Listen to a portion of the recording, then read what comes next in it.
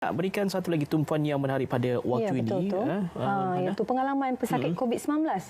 Sekarang ni kita akan bersama dia melalui Skype, iaitu Tengku Amelia Tengku Perang.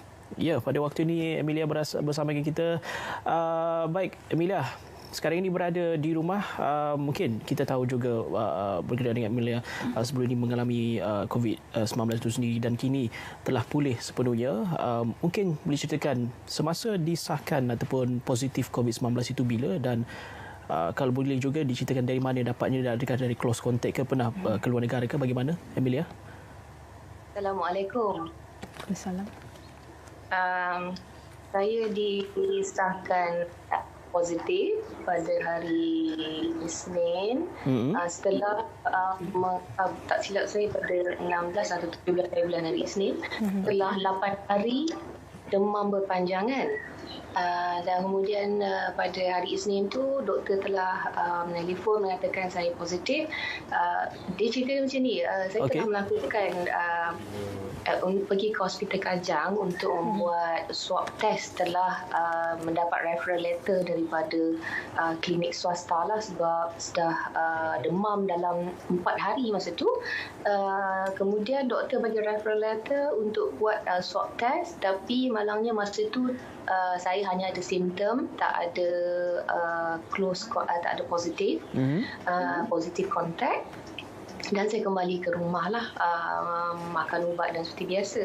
Dan selepas tu, tak lama lepas tu, hari Khamis, saya mendapat khabar kenalan saya sendiri positif, dan saya buat swab test lah di Hospital Kajang, dan alhamdulillah saya dapat melakukan screening dan sampel saya diambil. Dan hari Isnin kemudian yang saya disahkan positif oleh doktor menghubungi saya. Waktu tu saya masih lagi demam, hari yang ke-8, dan kemudiannya hari Isnin tu petang, tak silap dengan pukul 5 ke 6 macam tu, saya terus dibawa ke Hospital Kajang.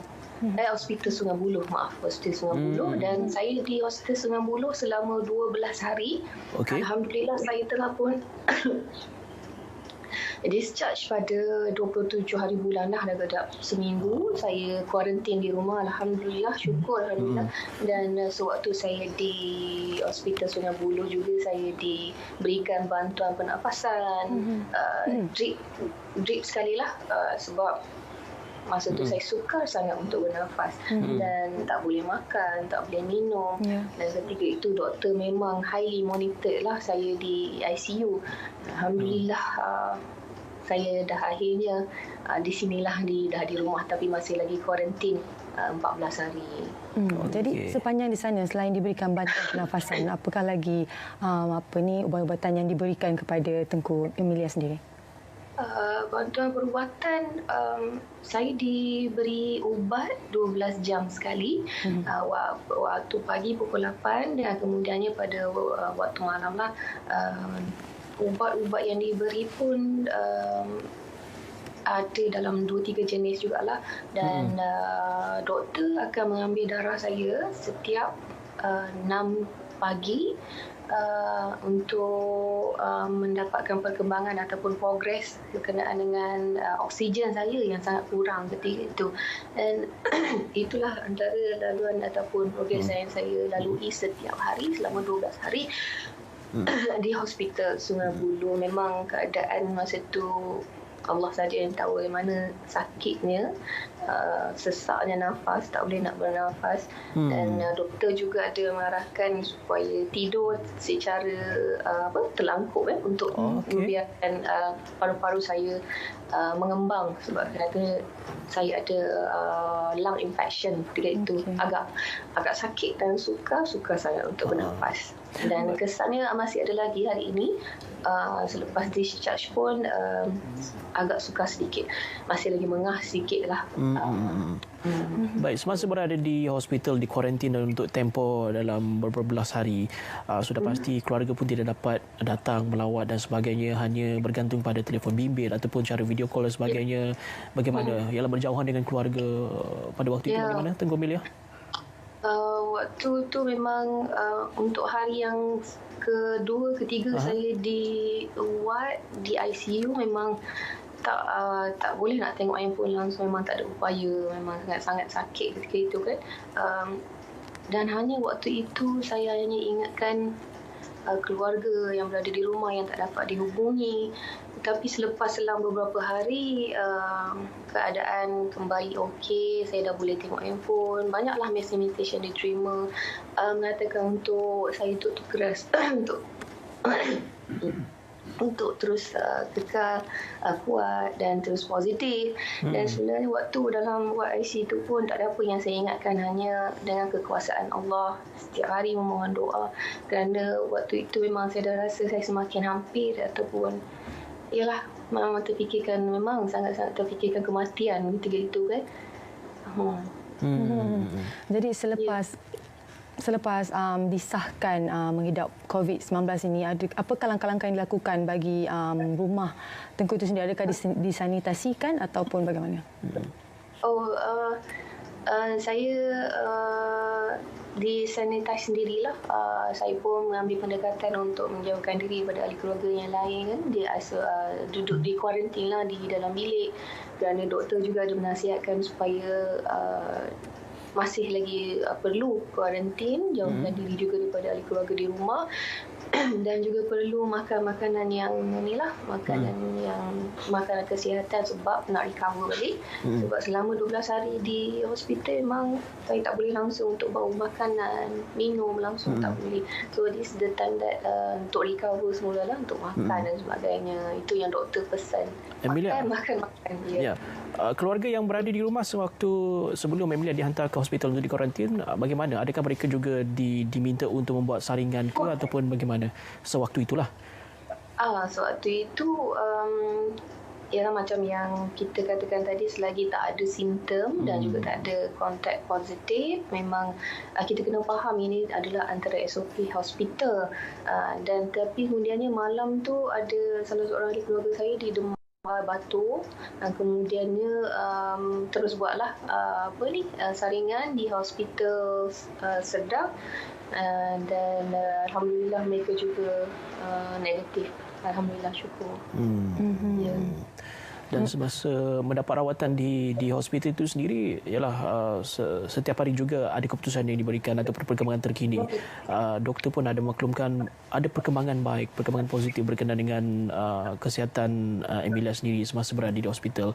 Hinggalah ke akhir hari yang terakhir sebelum di discharge dan sebagainya. Bagaimana? Setiap hari doktor akan memantau, monitor keadaan sakit, terutamanya kamilah yang berada di ICU di Hospital Sungai Buloh. Saya rasa dalam kekerapan dalam 2 hingga 4 jam doktor akan datang, dan juga nurse di sana akan mengambil BP, tekanan darah, dan buat pemeriksaan agak kerap kali lah. Dan doktor juga akan sentiasa beritahu kita perkembangan macam mana you punya darah sekarang, dah oksigen dalam darah, macam mana peningkatannya, dan juga setiap kali doktor bertanya macam mana boleh dah nafas, macam mana you punya keadaan sekarang, ada perubahan tak dan sebagainya lah. Sebab ialah saya waktu itu memang tak boleh langsung nak bangun daripada katil.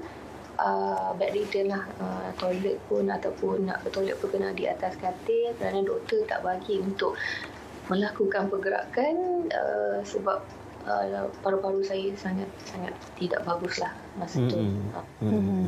Mungkin akhir sekali Emilia mungkin boleh berikan kata-kata semangat kepada pesakit-pesakit COVID yang masih lagi berjuang di hospital, ataupun kepada keluarga-keluarga yang menghadapi ataupun keluarga mereka menghadapi pesakit wabak COVID ini sendiri.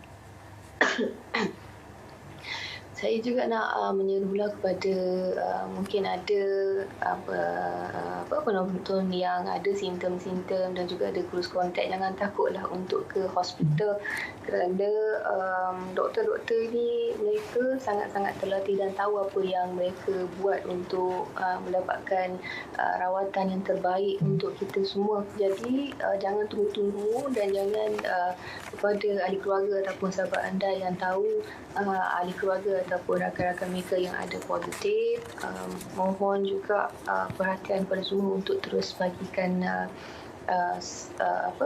semangat dan sebagainya, dan jangan disisihkan kami pesakit-pesakit COVID-19 ni, walaupun telah pulih ataupun walaupun telah negatif, kami juga inginkan sokongan anda semua bukannya disisihkan ataupun dipandang sepi, kerana itu sebenarnya ada juga segelintir, walaupun tak ramai, ada juga sebenarnya yang takut ataupun fobia kepada kami.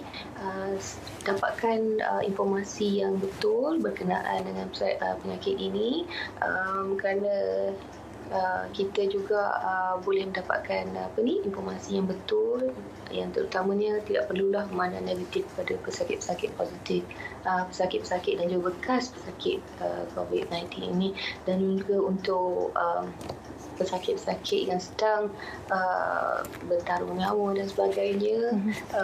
Mungkin saya boleh kongsikan juga apa yang saya amalkan sewaktu saya sakit. Terus beristighfar dan ingat kepada Allah, dan yang penting sekali terus kekal positif dan juga kuatkan semangat, kerana doktor juga ada pesan jangan terlalu mengikutkan sakit dan juga perasaan. Yang penting kita kena melawan musuh yang kita tak nampak itulah. Okey, baik. Terima kasih Tengku Amelia untuk pengalamannya. Semoga terus dalam keadaan yang baik saja. Ya. Nak ambil kesempatan ini mungkin untuk mengucapkan terima kasih kepada pihak Kementerian Kesihatan Malaysia dan juga Hospital Sungai Buloh terutamanya yang sangat-sangat positif dan juga melayan kami ni seperti ahli keluarga mereka, walaupun mereka tidak mengenali kami kan, tetapi apa yang boleh dikatakan Hospital Sungai Buloh memang terbaik dan sangat-sangat memberikan layanan yang cukup istimewa kepada kami pesakit-pesakit ini. Jadi jangan takutlah untuk orang ramai yang nak ke hospital itu kan, buangkan stigma ataupun perception negatif berkenaan dengan hospital, kerana mereka memang melakukan yang cukup terbaik untuk kami semua. Terima kasih sekali lagi pada pihak Kementerian Kesihatan Malaysia dan juga Hospital Sungai Buloh dan semualah yang mendoakan kami untuk segera pulih. Baik. Terima kasih Tengku Amelia, Tengku Pirang untuk pengalaman dan juga cerita yang kisah yang kita juga patut ketahui dan bagaimana sebenarnya pergerakan ataupun dari awal, semasa dan juga selepas menerima rawatan dan sudah pasti frontliner inilah yang kita nak terus hargai.